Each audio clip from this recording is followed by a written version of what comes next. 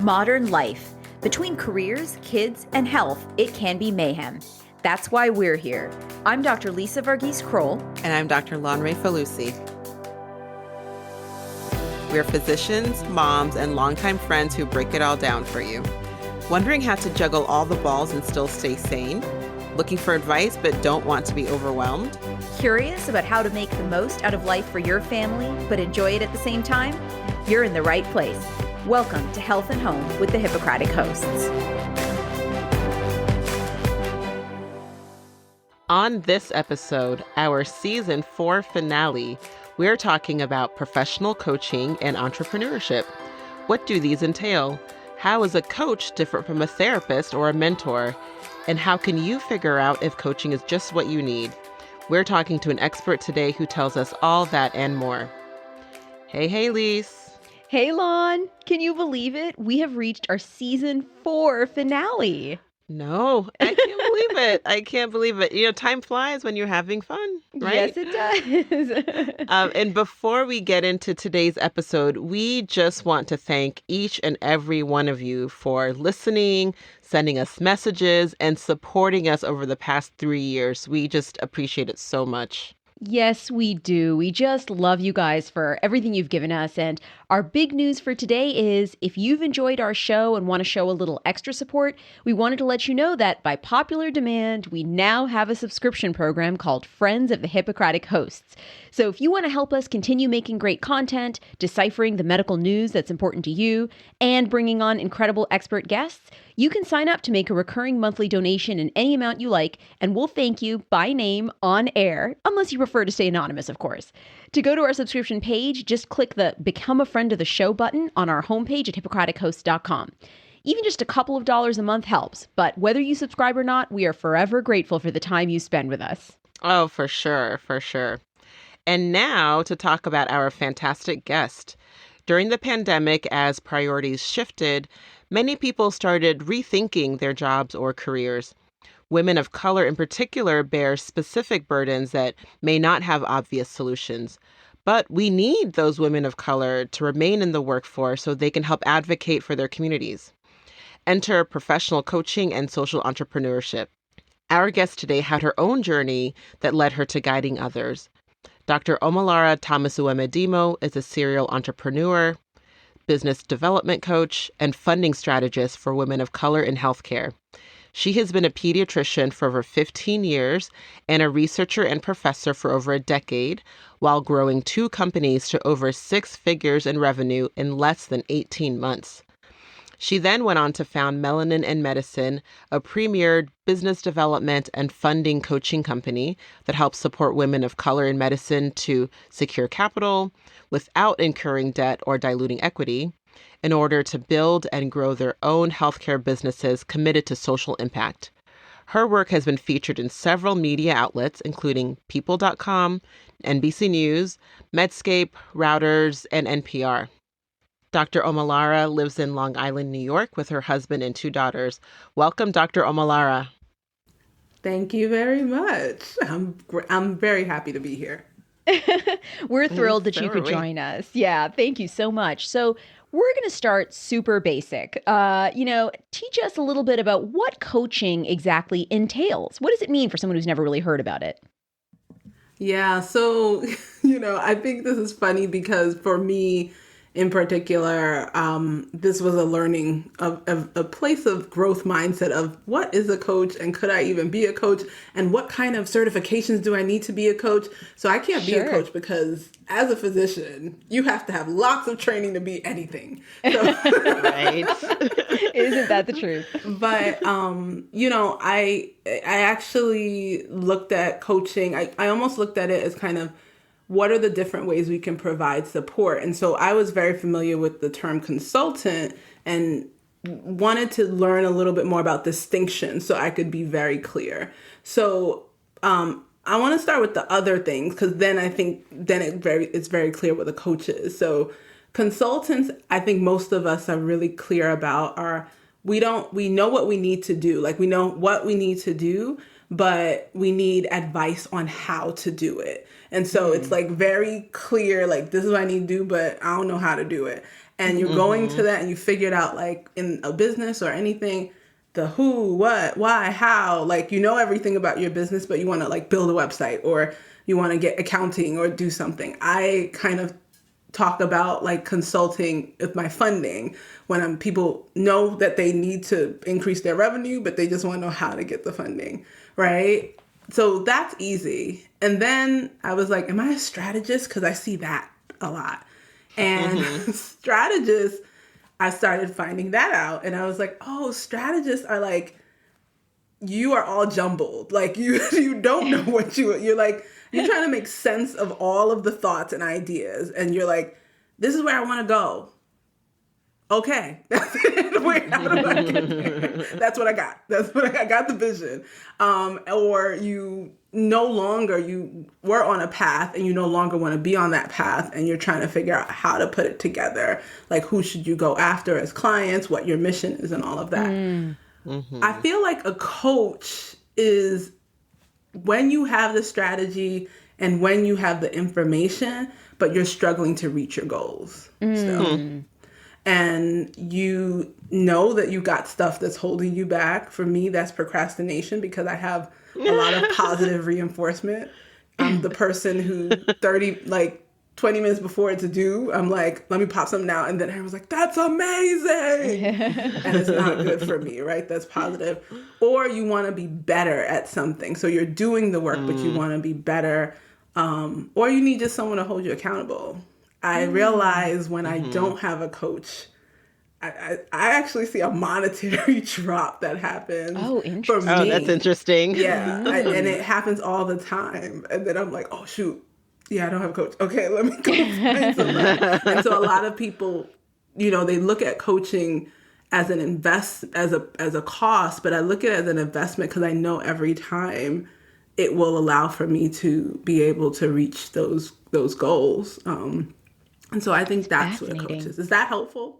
Yeah, very. Yeah, I think so. And I love how you are sharing that even as someone who does coaching, that you have a coach yourself. Yeah. I think that's really important that it's, everyone probably could benefit from having a coach. And a therapist. And a therapist. They should give that to us when we get our diplomas from med school. They should be like, and here's your local therapist card. Yeah. Lifetime therapy for free, for sure. I mean, to that point, how would you say that a coach differs from other people who might provide professional or personal support, like a therapist or a mentor or someone like that? Yeah, I think a coach a lot of times is helping you through the future a little bit, I like to say. It's like thinking about what do you want to do and how can we get there? I think a therapist is helping you unpack the foundation and even the past that might be holding you back, even mentally. And so I kind of want to make that distinction as someone who has both, that I go to my therapist and she's helping me learn things about myself that I didn't realize. I thought that maybe it was a tactic I wasn't doing or something else, like procrastinate. But then what are like the childhood and the different types of people? She talks about my parts. That's always a little humbling. And emotionally uncomfortable. I'm very uncomfortable with like emotions and feelings. I'm like, I feel nothing. But I think that's the part. Wait, what? As a Gen Xer with like, Nigerian parents? Sorry, no offense to my own parents. Millennial. That's shocking. I am an elderly millennial. I will. There you go. So are we, yeah. The geriatric millennials. Yeah. But the children of immigrant parents, yes, that's definitely something to unpack. So it's like, I have no emotions. I have no feelings. But yeah, I think that's the distinction, and I'm just, therapy was new for me. And I'm like, oh my gosh. Like today I was like, what part is that? Oh my gosh, look at what he's doing. And, the fact that a lot of times we go to coaches because we rush to problem solving. And it's like, I need you to be aware first. Like, that's the thing I'm learning with my therapist. Like, she wants us to start at awareness, and we're quick to be like, no, how do I get here? And it's like, wait, we need to be aware of the problem and aware of ourselves and who we are. And so that's been the benefit of that. And some coaches do that, but I think it's a much deeper trained level at the therapist to do that. I love that. I think that's very clarifying. I think sometimes these terms do get used interchangeably. I think knowing what each of these professions can kind of tackle is really helpful when knowing if it's something that could benefit you, which I think it can generally benefit most of us. I agree. Now, Yes, for sure. you have had a really interesting background. So can you tell us a little bit about your journey to becoming an entrepreneur and then transitioning to a coach and a business support provider? Yeah, so as you mentioned, I'm a daughter of Nigerian immigrants, so I only had 2 job options, and I became one of them. Whatever. And ultimately, a lot of my background was in global health. My early career was working abroad for probably from medical school all the way to like 10 years into my job, and I lived abroad actually. Right after residency, I moved to Malawi and lived there to practice as well, but multiple countries. And ultimately what I found that work led me to was the fact that clinical care is insufficient. That was like basically the overarching theme of the work. It was important because I was working in places where it was like, it is important, like we need this and this, but it was the lack of systems and public health and being able and seeing all the time the ceiling above what you couldn't do, right? That was like really low of like, okay, I did this and we have nothing else. So that's that. And ultimately, when I was living in Malawi, that allowed me to start to see, to start to think about programming, because one of the things that we were doing was scaling up the care of HIV infected children.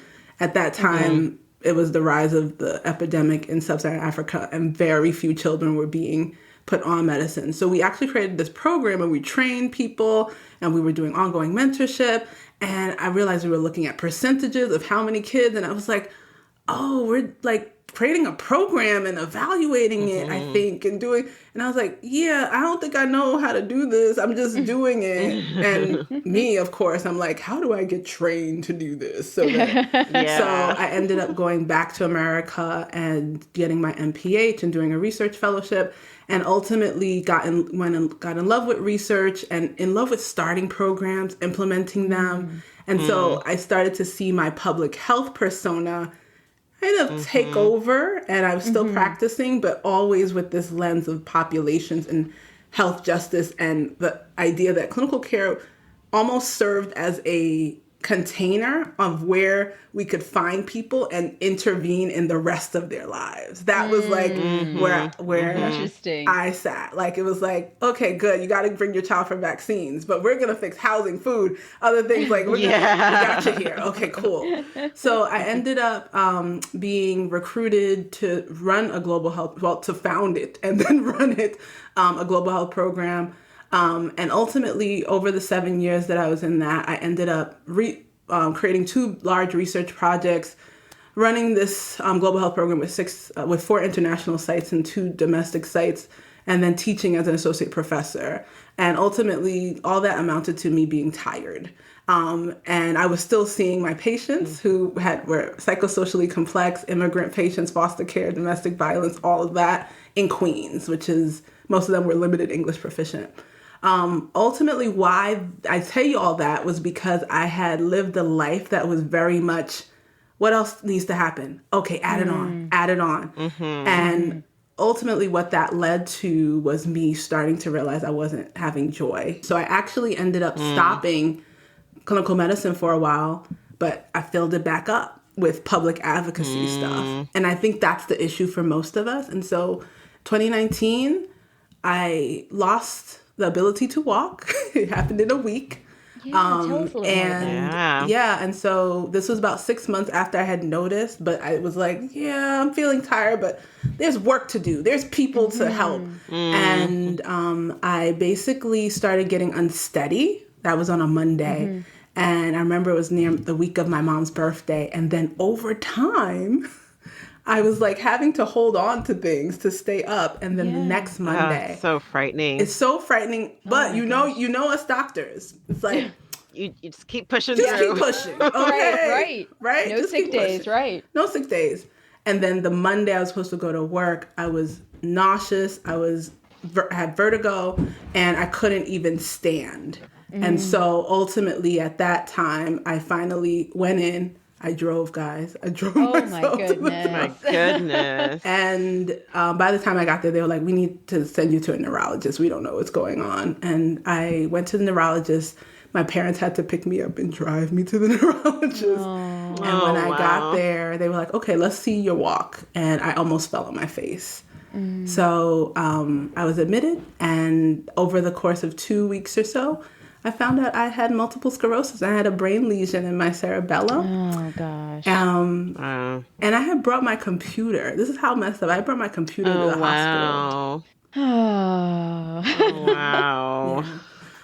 There was a lot of revelation in that stay because it was like the person who does everything now couldn't even go to the bathroom by herself. Yeah. And I remember sitting with my computer and being like, I can't do work. Like my body wouldn't let me.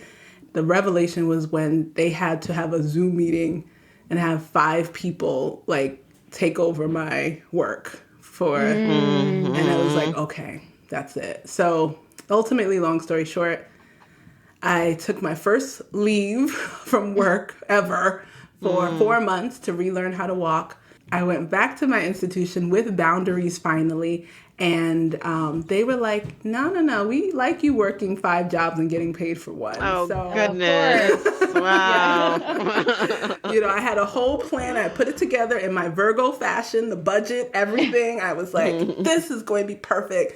And they were like, no. And that was when it hit me like, yeah, it's going to be, it's me or them, and I'm going to choose me. And good for you. That was when I started my journey into figuring out what I was going to do. I didn't know what I was going to do. I had already started the idea of strong children wellness, which was my practice, but I didn't know, what that was going to look like. And it got stalled because of my illness. But then once that epiphany happened, we started moving. We were open Strong Children Wellness in 2020 while I was still working. I was 80% still working. And I think something happened in 2020, like a pandemic or something. Correct. Can't So remember. in the middle of all of that, you were also creating a new practice. Oh, this is very interesting because I was in New York. And as you guys know, New York was like a war zone over here. Yeah. And they were like, if you have any limbs, come in and work here for us. Like if you've ever done anything in healthcare. And I said no. And I was like, I have an autoimmune disorder. I don't know what this is. I'm not leaving my house. And that was because that's not what we do as doctors. Right. We're like, No. And I couldn't have done that one if I didn't have the other business that I had started. But I had no idea that was what God was planting for me to be able to do that, because I don't know what my story would have been if I went in with my immunocompromised self. Yeah. And there. But we started Strong Children Wellness. We started virtually in April because all the other pediatric practices were closing. And our community partners were like, please help. And then in August, we opened our bricks and mortar. And then during that time, I was growing my coaching business. A lot of women as Black women physicians were just like, how are you like recovering? And I was like, I'm a pediatrician. I'm not a coach. I pushed against that a lot. And then they were like, can you just show us? I don't care what you call yourself. Can you just show us that? And that grew to Melanin Medicine and motherhood. And then we've morphed quite a lot. So, but 2020 was the epiphany, and December 31st, 2020 was my last day of working as an employee. And now I'm clearly, adamantly, probably unemployable at this point. I am. But And you sound very proud. Yeah. I mean, what a great way to become unemployable. Congratulations. I like to say I'm a social entrepreneurship coach, right? Funding consultant. And then I usually say I'm a healthcare practice growth strategist, right? So I tried to, because I can't pick. So I'm like, okay, this is what I do now. This is what I do. And so when I think about as an social entrepreneurship coach, my thought around this is one, I want to be very clear that I have a framework and a method for the way people go from A to B. I think that's really important. I think there's an element of, one, getting a lot of joy and flow in teaching and being able to simplify what you talk about. So I think if you've had past experience like teaching people, because you could be able to experience it, but you maybe aren't able to break down what is the way that is replicable. So I think the past, like having kind of over a decade of being a professor really helped me in like syllabus and doing this and how do you teach and identifying people, like the different stages of where people are at and who's falling off and, office hours and like what do we need to do and implementing that. So I think also like, you honestly have to be, I would say, a constant learner. I think the beautiful thing about having a coach constantly is like, I've spent probably over $200,000, I think, over my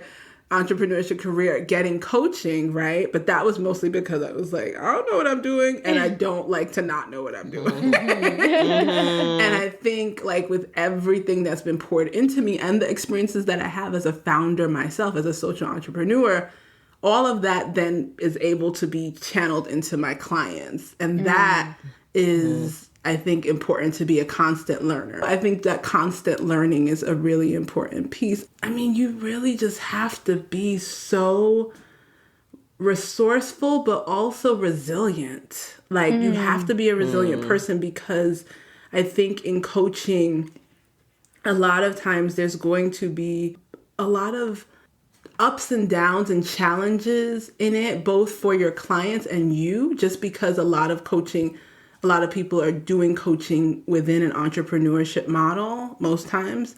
And I think it's just important to be engaged in that. Even if you're a coach for a company, like you still are your own entity. Like even if you're going to another organization to coach for them. And I think you have to be resilient about, okay, I know what I'm doing. And even if something goes down, I'm able to get back up and, find more clients, talk to somebody else, and, make sure I know that this is a calling and not just a career or, something I just decided to do. Yeah, I love that. And I think the point you made earlier around how people were approaching you because they saw the outcomes of your former clients. So it sounds like talking to people who maybe gone through coaching is probably a good way to find your own coach or to find the coach that's right for you. Do you have any other advice for people who are trying to figure out how do I even find the right coach for me? Yeah, I think, honestly, I also love to follow people who are doing amazing stuff, because usually there's nobody, I think, that gets to amazingness and does it by themselves, right? And so being able to sit there and say, who are the people who I really am enjoying kind of their progression, right? Because I'm a serial lurker. I don't like comment on anything, but I watch a lot. And reaching out, I think, is really important. I think making sure that you're connecting to people who look like where you want to be, and being like, where did they, like, how did you get here? Like, who's helped you? You can just make that assumption. Who's helped you? You don't have to. Right? No, yes, somebody helped you. Okay. And I've always been drawn to being in places that aren't with people who are like me, meaning aren't at my stage, I should say. I've always been drawn to places, and maybe that's the like overachiever in me, where I'm like, okay, this is where people are at, whether it be revenue, whether it be certain types of like, whatever the goal is. And I don't want to be in this space. I want to be with the people who are up here, because then I can be like, oh, that's possible. Oh, what are the conversations they're having? And it, I think that's really helpful. And I think also the other thing that you should think about is what is it that you need, right? In terms of your learning style. Are you someone who can be in a group and then execute, like, if someone answers a question, or if you have like curriculum with you and you just need to do, are you someone who needs strategy, right? and doesn't just need coaching, like you know what you're doing, but you just need to achieve the goals. I think making sure you know what that person is giving you.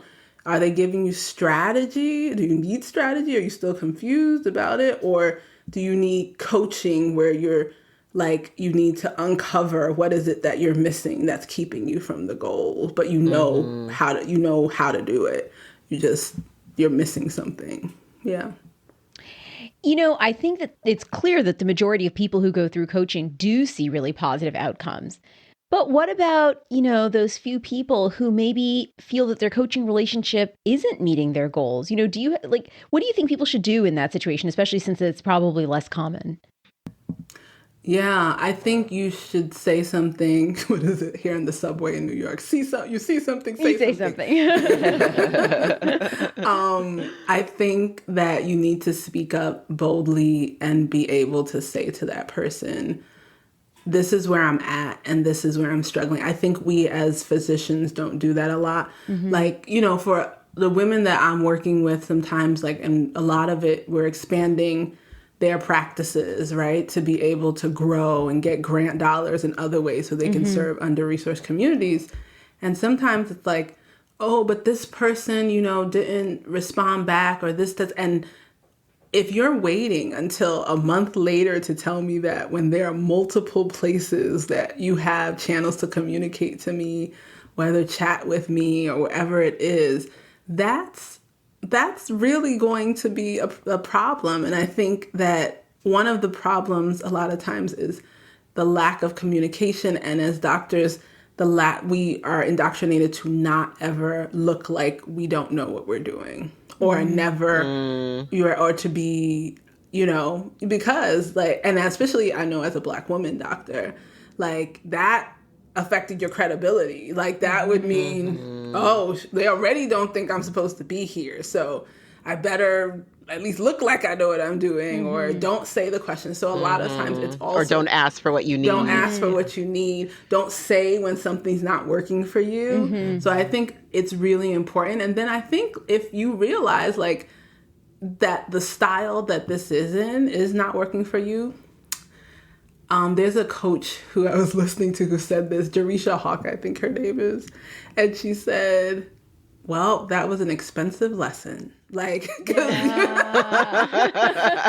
was like, it's gonna go. It's like the thing with entrepreneurship and failure. And it's like, I'm like, failure is amazing. Like, it's the best thing for your business because it's gonna help you like immediately realize what needs to change. But, it's not fun. And I think the same thing, like I've had coaches where it's like, actually, I didn't need to be here for 12 months. I just needed to be here for probably 12 weeks. But, okay. Now I know what to, right. look for and think about. And I think that's helped me now in terms of thinking about who I'm getting coaching from. But just, I think also recognizing within any coaching relationship, the Army has this thing called the Army Action Review. And after any mission, they always say, what went well, what was challenging, and what did I learn? And being able to do that, whether your coach says, okay, leave, or your coach is like, sorry, it's in the contract. Yeah, doing that is really important for anything, even if it turned out not, because you learned something. You learned what you don't want, you learned what you don't need. Those are important lessons. Yeah, and you mentioned the women that you work with, mostly Black women in healthcare. And one of the things that you said that we really liked is the point about how if Black women in healthcare aren't able to stay healthy, they won't be able to continue their work of delivering healthcare and advocating for communities dealing with health injustice who need them. I think that's really powerful. So can you tell us about how support providers like you help to keep their clients healthy? Like what's your role in helping them, be resilient in the face of all of these challenges? Yeah, I think a huge piece of health is, I always talk about, yes, know your boundaries, but it's also just the ability to accept support, right? And I think we see it as weakness, and one of the things that's been important with my clients has been validating the sheer craziness that is jumping into either starting a practice or growing your practice. We work with a lot of people who have practices and they're like, I'm about to close this thing. I don't know. And it's like, okay, wait. Just, and validating that is an experience, one that is so unique, it's so brave, right? And is going to be filled with craziness, and being able to make sure people know that and are not thinking of themselves as the problem, but thinking about the fact that this issue, right? There is an issue, there's a problem, but we can solve this. Like, you aren't a problem. You are okay. You are, if I saw you going like, yeah, everything's good, that would be a problem to me. And so I think when I say Black women being healthy, it's being able to share, Houston, we have a problem. It's being able to share that. And I think it's important for us to remember, like, to expand our support systems to as healthy as, and I think in my business, my goal is, of course, we have a lot on mindset, on work-life integration, and seeing yourself not as just a business. So I hate like business programs that are just like, this is how we're going to do the business. And during the call, you can't talk about the fact that your kids are just like acting the fool, like while you're trying to like run something.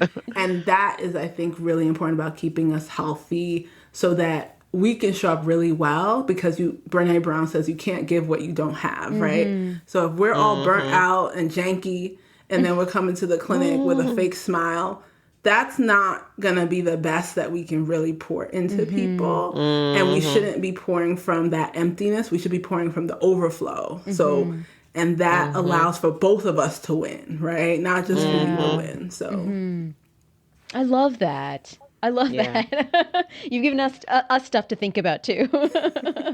Now, look, I'm a work in progress, okay? So. Right, I know, aren't we all? But... Aren't we all? Yeah. But to that point, it is so important that there are so many different parts to a person. Right. Even if you are building a business, you are also a person trying to build the business. So addressing all of that with the coach, right, exactly. It has to be so critical. Right. Yeah. So do you have a particular story about a client that you coached that you would want to tell us about? Anything particularly inspiring? Yeah, I have a client. Oh my gosh. So she had been, and if she listens to this, she's going to know who this is, but she had Shout out. She had been in her job for, I think, 16 years. Like, she finished residency and then just went straight, I think, into the same place. And over time, she was last year, she was just like, this is sucking me dry, right? And I remember when she came into the program, she was still at the job, but she was like, I'm going to leave. I'm going to leave. And about 2 months later, and we were talking through this, and 2 months or 3 months later, like, she was like, I'm going to leave, but when am I going to leave to? I don't know, whatever. And I was like, I think you just got to go. Like, you just got to get out. And like, literally a month after she got out, there was an opportunity to like work with her church to build a practice, like to build her own practice. Oh, wow. And that was what we were working on, kind of creative ways to work with nonprofits to build practices and stuff. And that just opened up.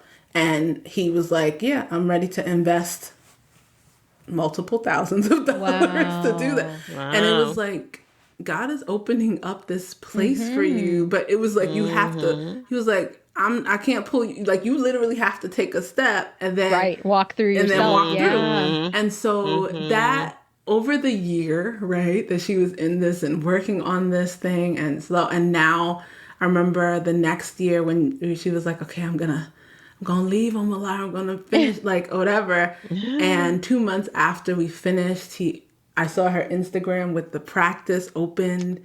And just like her smile and just like the first day. And she actually came to my house in New York And she was in California. I mean, she came to my house in New York because she was coming to New York. And she's like, I gotta see you. I gotta see you.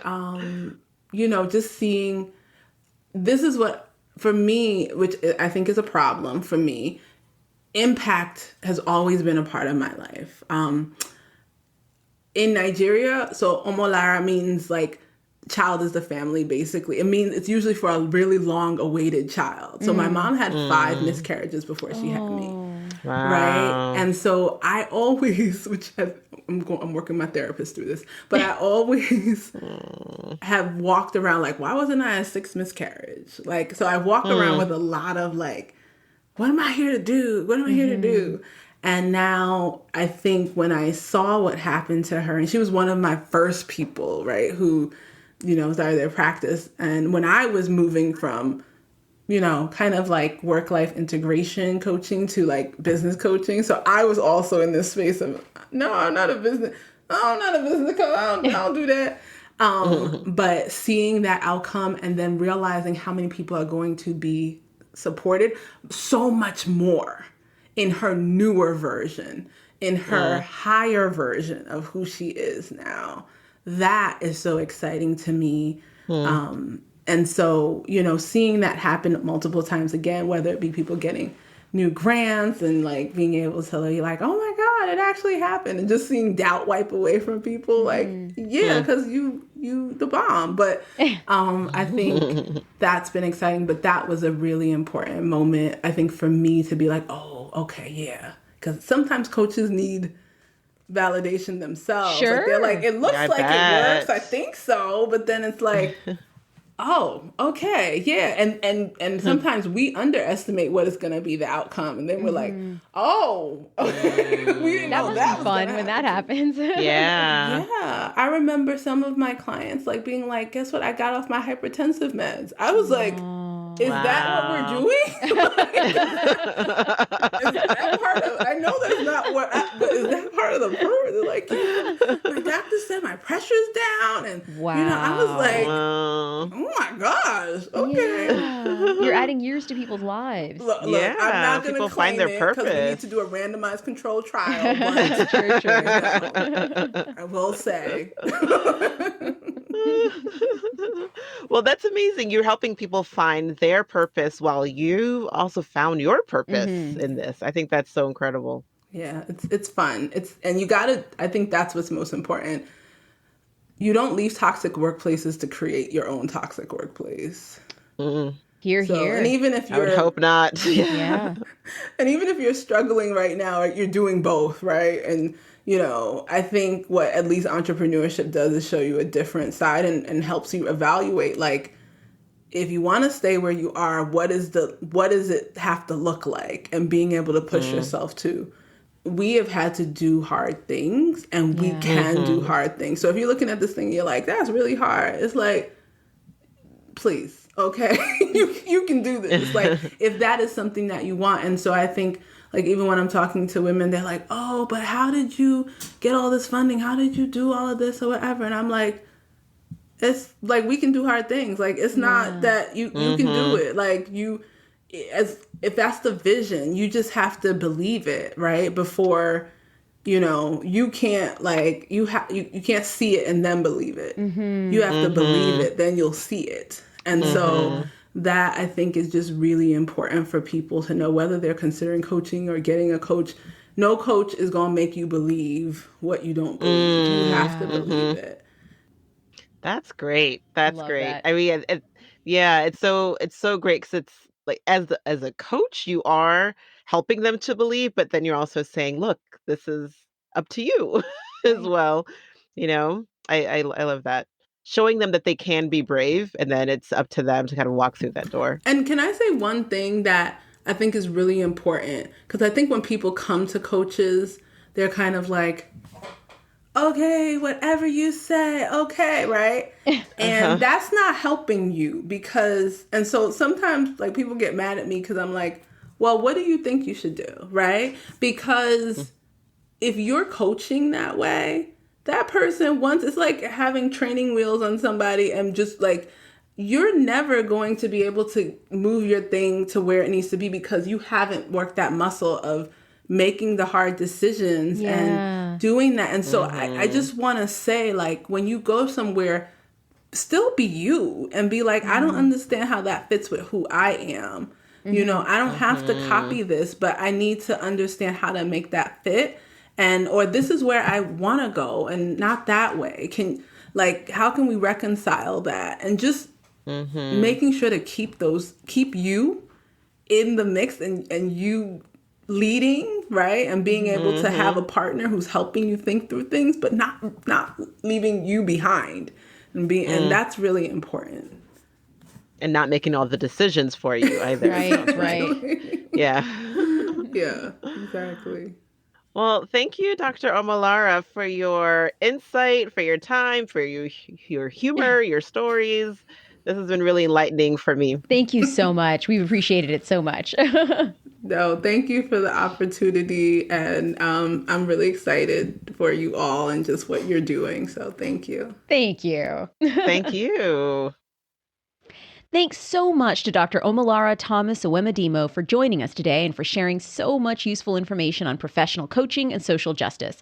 For more info on her background and more coaching resources, check out our show notes at hippocratichost.com. So that's our show for today, and that's a wrap on season 4. Once again, thank you all for your support, and check out our website at hippocratichosts.com if you'd like to become a friend of the Hippocratic Hosts via a monthly subscription, in which case we'll thank you by name on air, unless you prefer to stay anonymous. And please follow us on Facebook, Instagram, and Twitter, and subscribe and review us in Apple Podcasts, because reviewing helps other people like you find the show. And we might pick your review to share in a future episode. For example, Afern said, "Love the mix of practical and scientific advice. You really break things down in a way that's translatable to people like me who aren't in the medical community in a tone that isn't judgmental. Thank you." Aw, thanks, Afern. Oh, we appreciate you. Thanks, everyone, and we'll see you back here in August for season 5. Holy moly, season 5. Stay healthy, stay connected, and we can't wait to talk to you then. Thanks for listening to Health at Home with the Hippocratic Hosts. Remember that all views expressed here are our own, not our employers, and all content is for informational purposes only and should not be construed as medical advice, nor the establishment of a doctor-patient relationship. Always consult your own physician or healthcare team for any medical issues. If you enjoyed this episode, please rate us, subscribe, and tell a friend. And check out our website at www.hippocratichosts.com for show notes on this and all our episodes. Can't wait to chat with you next time.